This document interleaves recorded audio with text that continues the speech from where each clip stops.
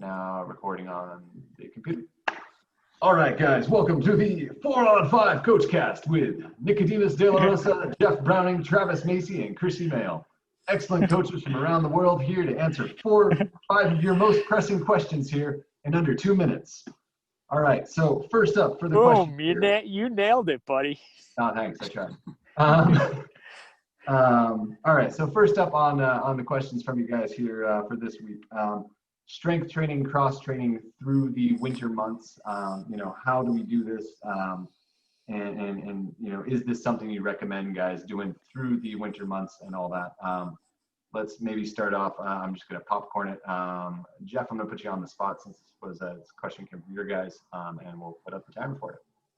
Yeah, so I tend to like to do a periodization phase of extra strength training in the winter months. Mainly because I live in a mountain location where there's a lot of snow.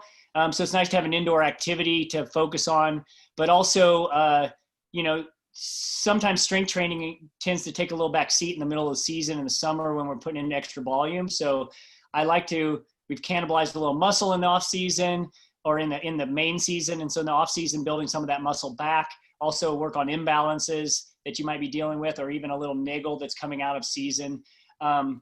So I tend to go to an extra day a week, 3 days a week of strength training, 1 or 2 days of body weight balance type stuff with core, glute engagement at full body. And then I like to do at least 1 day of weighted strength, of some kind of weighted strength, especially for legs.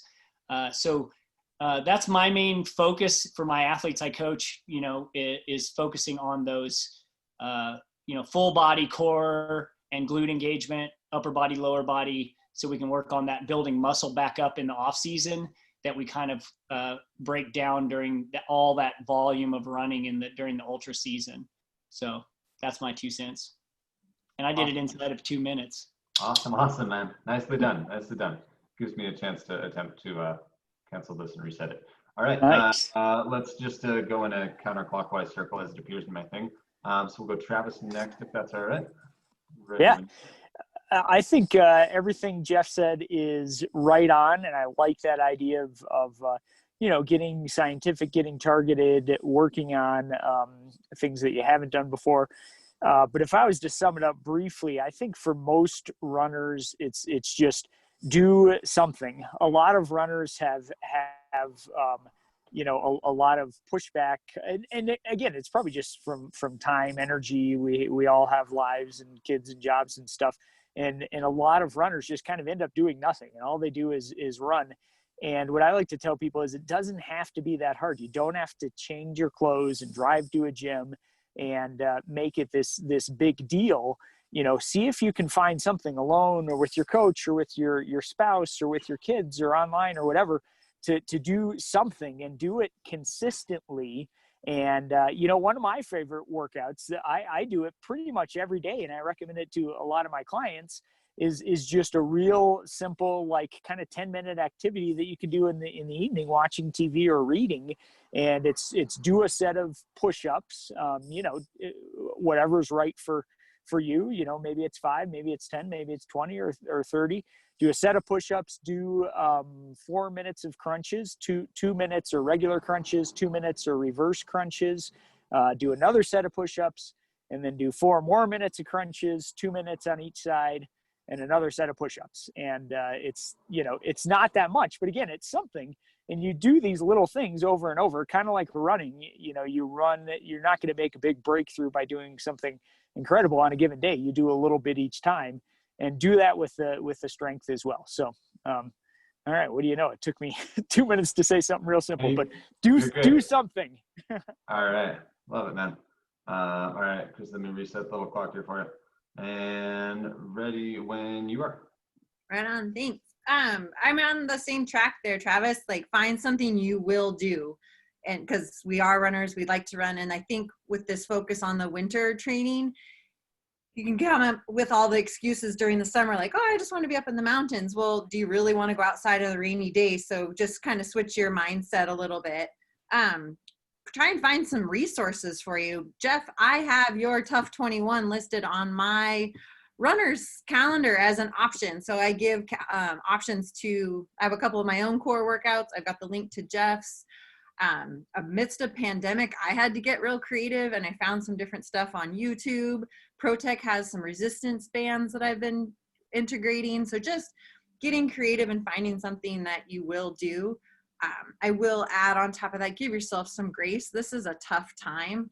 Like having I love going to a HIIT class. I know people do CrossFit and that kind of thing, and not having access to that right now is really tough. So, you know, getting down and doing some push-ups and planks and exercises that takes 5 or 10 minutes, like cheers to that. That's awesome. Make sure you give credit and have grace for what you do get done.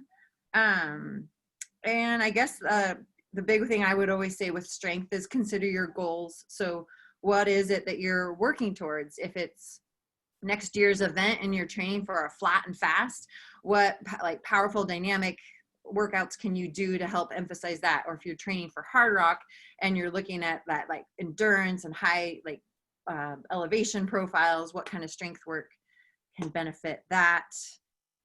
I'll call it good there. Your turn, Nick. All right. Let me cancel and reset this and hold it up to myself.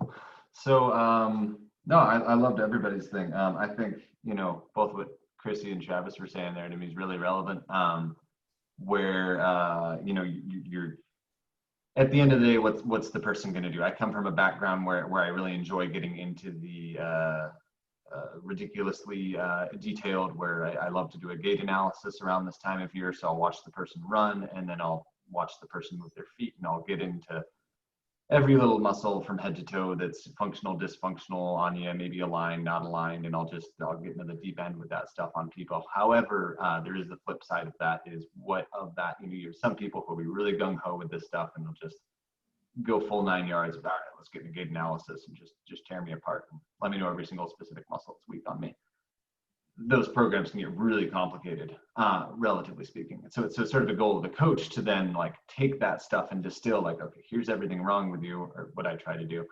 But here's the, similar to what Jeff's doing, you know, here's the core and the hip and the glute thing that you're doing that's dysfunctional. And, you know, here's the 3 exercises that I want you to do 4 times a week.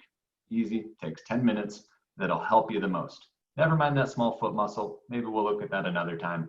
But do this hip thing at least 4 times for me. So finding out what's functional and doable for them. So yeah, kind of a combo. I don't know if I said anything new, but I'm going to leave it at that. We'll move on. All right. It was good, Nick. New and good. Cool. Good. All right. Next question. All right. The weather is getting cold outside. What do we do about it? How do we continue running in it? What are some common issues we come across with cold weather? How do we train through cold weather? How do we get out of that cozy bed in the morning? Kind of wherever you guys want to take this question. Maybe we'll start in reverse clockwise order, ending with me again, because yes. So we'll start with Krissy. 3, 2, 1. Got it. So cold weather, I have a statement for that. It's there's no bad weather, there's just bad gear. Oh, so, and that's kind of just really adjusting what your kit looks like to get outside and be in whatever conditions you're in. And that came from living both in the Pacific Northwest and in Bend, Oregon, and, or not both, and also Colorado. So there's 3 different locations there. And noticing like when I nailed it and I had the right gear on, which in Colorado sometimes included like a buff wrapped around my face because it was 19 degrees out, where Pacific Northwest, we're not really going to get much below 40, but it's pouring down rain. So you can't really guard against the wet. You're always going to have to manage your body temperature as it relates to the temperature, it relates to being soaking wet. So getting your gear dialed in, that a lot of that just comes from talking to different people in your area, because what I learned in Boulder is very different than what I learned in Washington. The motivation piece, accountability, I call it accountability buddies, like finding somebody that will meet you. And whatever the conditions are, it makes such a big difference for getting out the door if you know somebody else is going to be there. And that can also be, it's a little rougher right now for meeting up with people, but having like a pup or somebody that like something that needs that exercise, I definitely benefit from PD needing to get out the door. So that gets me out the door. We'll leave it with those 2. There's no bad weather, there's just bad gear and accountability buddies. Awesome. All right. And Travis, when you ready? Yeah, boom. That was right on. I mean, all of it. It just the hardest part of a cold, dark run, and that's most of my running in the winter. Is I get up early before my family's up and get out with my dogs, as Krissy said, and go for a run. The hardest part is getting out the door. You just got to remember to keep telling yourself that.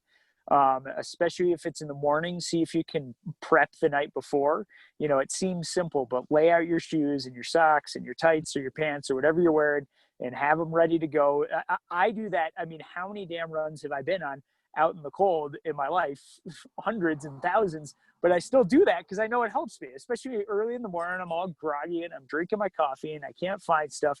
Man, if it's just right there, it's so much, so much better. As far as the layering and stuff, you know, one tip I have, and it is going to vary obviously from climate to climate, but I really like wool. Wool against the skin, whether that's wool long underwear, a wool base layer, short sleeve or long sleeve, you know, maybe something wool on your head.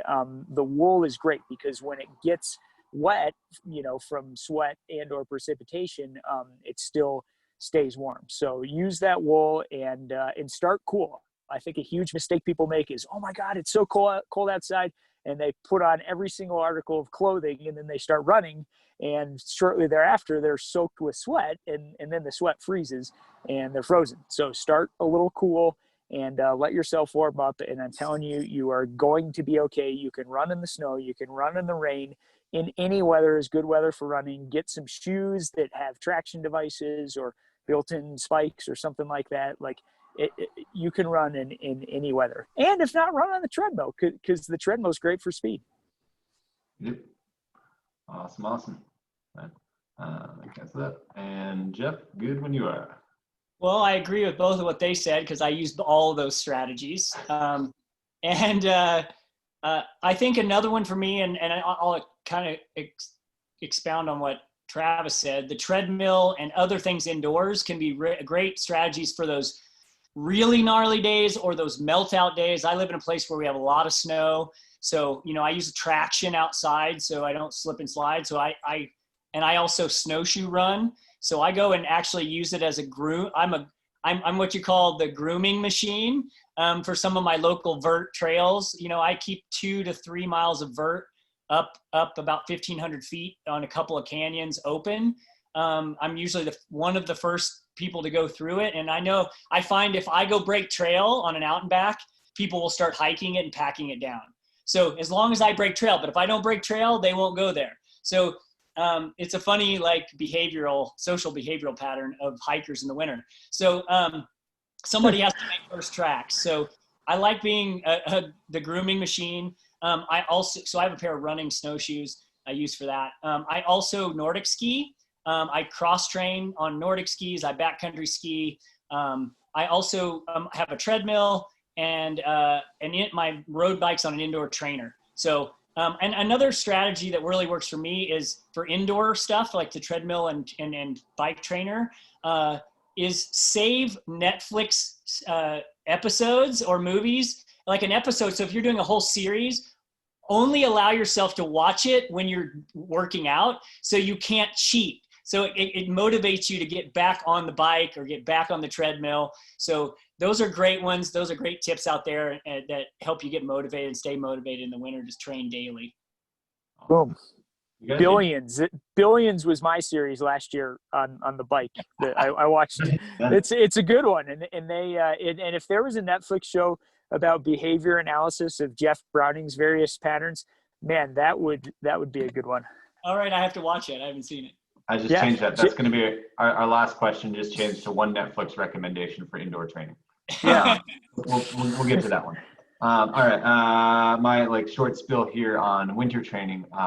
One, if you can afford it, move to a place like Sedona. You don't need to worry about anything we talked about. No. Secondly, other than living, it gets 40, 30 degrees here in the morning in the canyons. You wake up in the wrong place. No, but coaching, working with athletes, obviously all over the place. I really liked a lot of what Krissy said there. Just finding a friend who you can commit to, doesn't have coronavirus and can stay 6 feet away from you. having a dog or multiple dogs or some hamsters and rabbits and guinea pigs like me. None of those, but the dogs have to be outside, obviously. But committing to something that needs to go outside is great. I love Travis's idea there of leaving the shoes out the night before. And I'm going to borrow off of Jeff's idea there, sort of that notion of I really like a podcast. I've really been jamming into audiobooks and stuff like that. So like, you know, for me, the monotony there of like, oh, geez, this run, oh, this is horrible, oh, the factor of the wind, and I'm just dreading it because it's just endurance training or whatever. I did that today. Yeah. Okay. Nice, man. So I've been listening to Born to Run, and I haven't read it yet, and I haven't done it yet, and I've been like, oh man, it's good. It's cliche good. It's good. I don't know. It's cliche good. It is. But, yeah. So audio, something you can get lost in and kind of like get a little bit distracted from the fact that you're freezing. I think it's a great idea. And we'll transition. So, cool. So that was cold weather and such. Third question we got for the hungry folks out there in the world. We got sort of as you're training, as you know, you're building up training. You know, do you like as a coach, do you like giving mileage? Do you like giving time? Do you like giving vert? What sort of primary metric do you like and prefer coaching by? So I'm going to start in a weird zigzag order, and so we'll start off with Travis on this one. Most of the programming I give is by time and zone. So a training zone that would be gauged by heart rate and or perceived exertion. And then again, usually a time, you know, the run is a 50-minute zone 2 run, or, you know, 85 minutes in zone 2/3, or, you know, a long run of a certain amount of time that's at X effort level.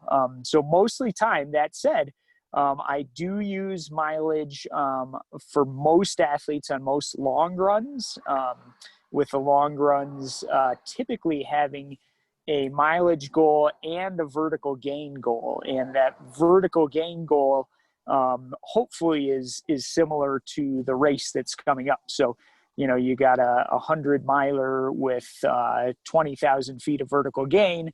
Well, maybe your 20-mile long run would have about 4,000 feet of vertical gain and loss. And again, you know, I know for many people, depending on where you live and what kind of race you're training for, that can be hard to do. But it's good to have, I think, that combination of metrics. So again, mostly time is the primary piece, but definitely some mileage and vertical gain built in, and pretty much always looking at perceived exertion or heart rate, again, for easy stuff, medium stuff, or intervals. Awesome, man. Awesome. I'm going to go ahead and jump into it myself just to keep the order new. So for this question specifically, yeah, I love time and zone. So I definitely, my primary thing I probably prescribe in terms of zones, at least, is the rate of perceived exertion. I'll toy around with heart rate at first.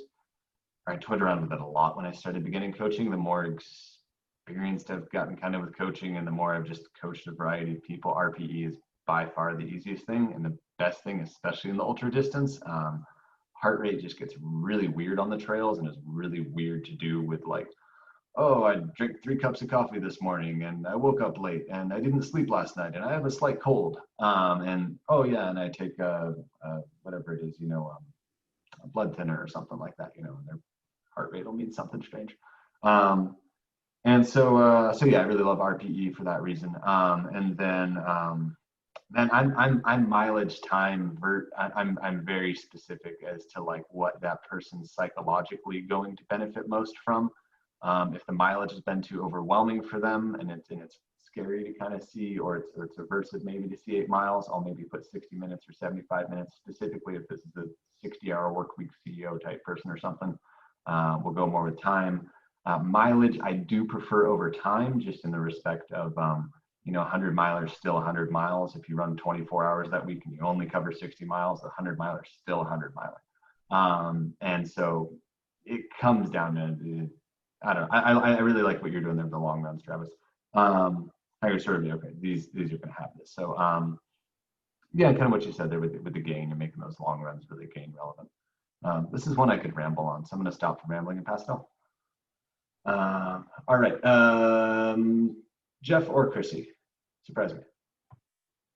Go, Chris. Hey, Krissy. Cool. All right. I was gonna rock, paper, scissors with Jeff. I'll just go. So I really like the bird's eye view of all the stats you guys have rattled through. The majority, like you could also throw in elevation in there, really depending on what the athlete's goal is. Like we were saying earlier, if it's, you know, hard rock versus a fast flat 100 or something, you might have vertical as a goal in your the stats that you're assigning for the athlete. I have all those on there, and there's a bird's eye view of all of it. My main goal, and it's when I like talk with athletes, my biggest thing is what the life sustainability piece of it, and that's what I think I'm there for them, is helping them have a long-term relationship with running. And I will always go back to is the enjoyment factor. So that's not necessarily a stat that you can put on there. It is on my dorky spreadsheet. I have a place for them to enter comments, and it's really based on as much or little as they're comfortable sharing. And that's where I really spend a lot of my time as a coach, is just how they're doing and how that factors in. Another thing I would throw at training, and not necessarily what I guess it's not the factor of what I'm assigning a client to do, but also just one of the factors that I'll measure is where a woman is in her cycle, because that really does factor in on what you can do strength wise or endurance wise. So those are all good pieces to have your eye on for that bird's eye view. But if I had to answer just one, when we were doing the idea of just like the one answer thing, mine was going to be enjoyment of the process. I like that. Bronco, your turn. I agree with everyone because I use all of that. And I agree with Krissy on, I like that she brought up where you are in your cycle as the women athletes out there need to pay attention to that. And if you want to reference, read the book Roar. I think it has a lot of, the women I coach have really resonated with that and really helped with them mentally too. And I think it's great. It's awesome. And it's really helped me as a coach. I use both. I'm a hybrid. I use time and mileage. I'm kind of like Travis. I use mileage primarily for long runs, but that's only when we're in a training cycle for an event. If we're in off season, I use time because you could be slogging 6 inches of snow, and you're not going to cover the kind of mileage. It's going to take you 7 hours to cover, 12 miles. So, like it depends on conditions. So winter training's more by time. Weekday maintenance training is by time, especially if they have a busy career.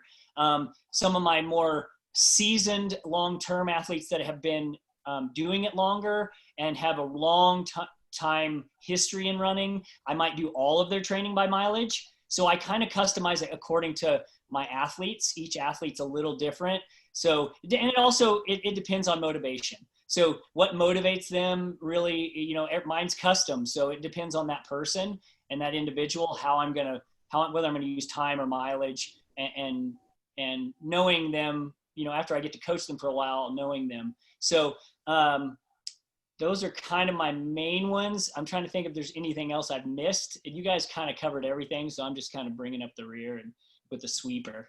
I'm the sweep. I'm done. Well, sweat, man. You're both the sweeper and like the trail blazer, man.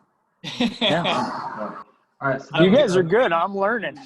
Yeah. That was our third question. We got our fourth question here from our audience is, holidays are approaching. Thanksgiving's coming up. Turkey's coming, even if it's got COVID, or even if you're eating your turkey alone, and then or over Zoom. I don't know what the world's doing these days. And then we got Christmas coming up. Holidays are coming through. Stereotypically speaking, there's some travel and some habit breaking and stuff going on throughout the holidays. How do we, best pieces of advice or practices that you guys got in terms of the holidays coming up and keeping a running program or exercise program consistent through the holidays into the new year? We'll start off counterclockwise with this one. Krissy, if you're okay going first here in 3, 2, 1. Yeah, and I'll keep it extra short this time. I just wrote down 2 habits. One, or two ideas for setting up good habits is set yourself up for success with realistic expectations.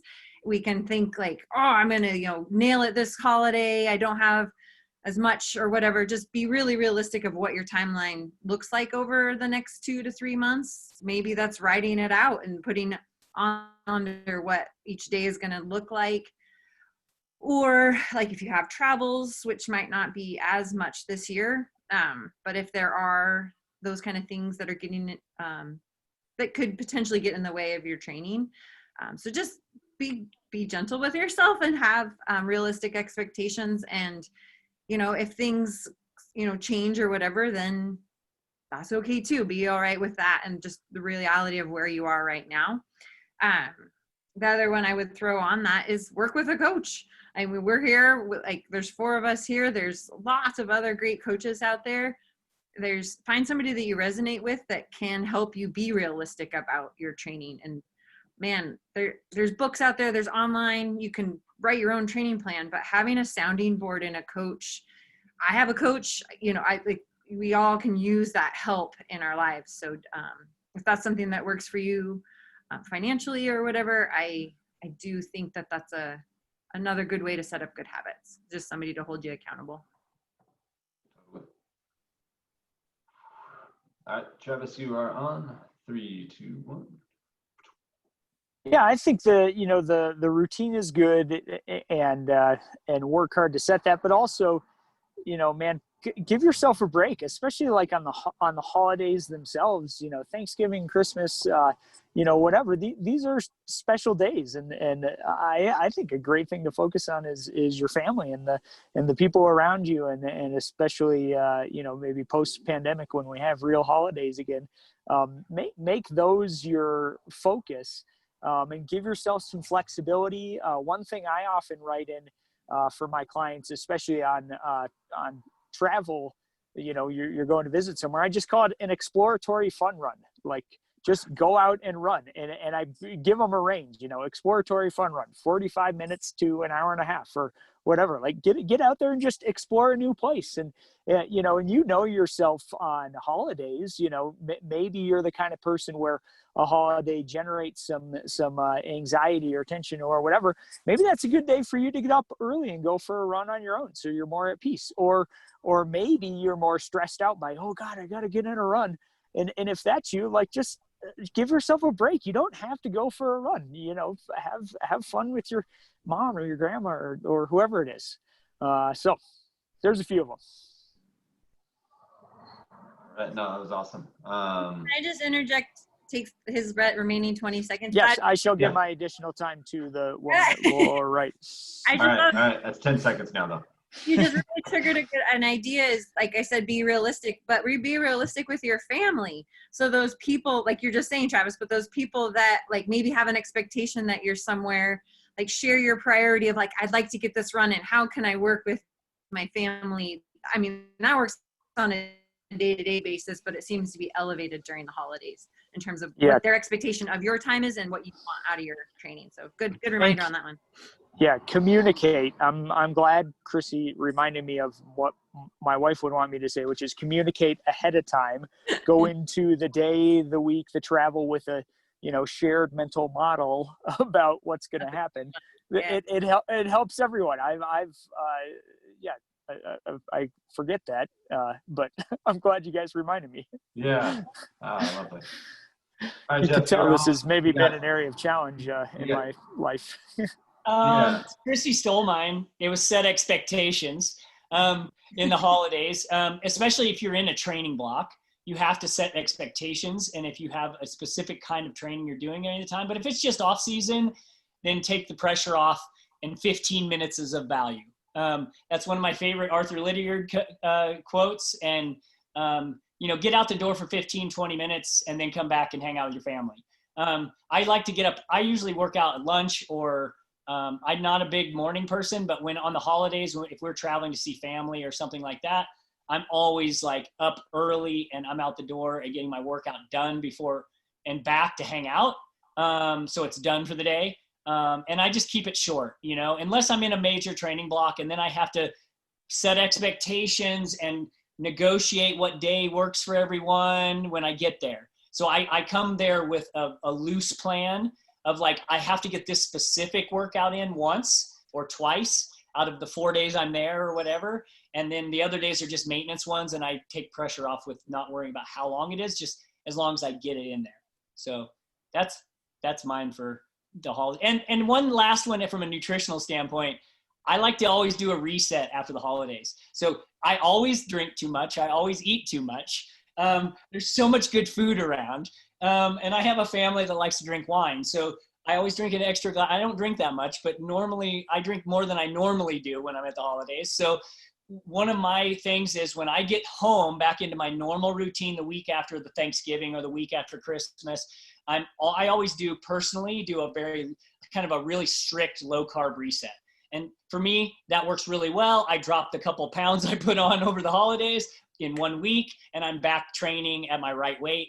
And that always works for me. And I kind of work that with my athletes as well, if they're interested in doing that. So. Awesome, man. That could start an interesting conversation because I have a problem with restriction diets, especially as it relates to female hormones, but we can get into that. Well, no, I'm not talking about it as a long term. It's as a tool. So I agree with you because that's something that we work on with all my women athletes. There is no low carb. There is no long-term low carb. Yeah. Maybe a meal, but not like a month. Yeah. Because that does. We'll get to that one. Yeah. We'll do a call specifically on 4 or 5 very provocative questions. I like that. Just to This give is great. I'm proud of us. We all stayed under time. Good job, guys. Yeah. Just give my 2 cents on that one right quick. Was just just keeping habit through holidays right quick.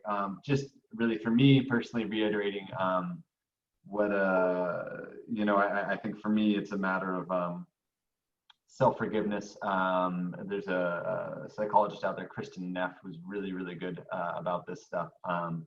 And that's just being able to reset after you screw up or something like that.